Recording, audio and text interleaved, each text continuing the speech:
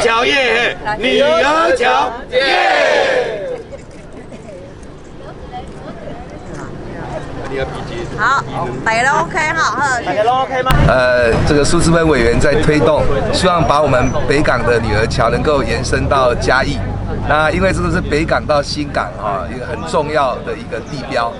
目前呢，我们观光局也会来协调嘉义县政府因为那个已经跨越县界，那必须要2个县来合作。那已经启动了规划那半年内就会完成这些设计。所以工程的部分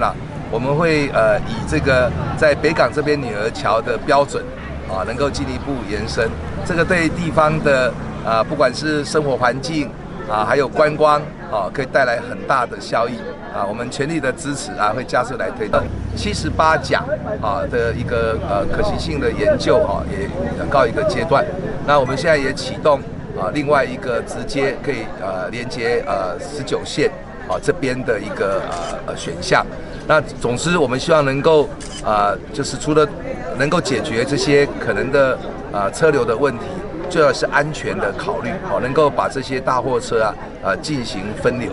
所以在方向上我们会来推动，而路廊的选择还需要进行这个嘉义两岸的评估跟决定。好 ，OK。之后，我们在105年也开始会勘，106年启动规划，所以我们的800万是全额补助给云林县政府。那云林县政府预计是明年的6月提出规划完整的报告。我们经过完整报告之后，能够开始进入第二期的设计跟工程。那么当然，因为涉及到嘉义县，我们交通部观光局也会跟嘉义县政府的许局长还有县长翁县长特别来做沟通协调，我们希望能够早日完成第2阶段的女儿桥。今天都特别就请部长下来也是跟让北港的乡亲知道78甲并不是没有进度，而是交通部的话更审慎在评估那么另外又启动另外第2个方案。那么大概第1个方案跟第2个方案大概是孰重孰轻，或者是哪一个的话最适合我们交通的路网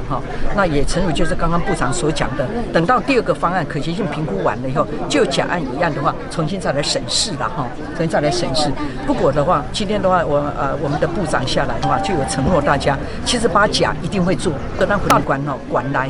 这个女儿桥它像一件艺术作品矗立在这个北港西上但是只有做了一半，如何衔接到那个嘉义关的这波涛处北港人也非常非常的关心那因为有牵涉到化石啦还有一些文化的遗迹的问题所以走得比较久了不过总是的可行性评估已经完成了。那么目前的话就进入第2阶段，叫做规划设计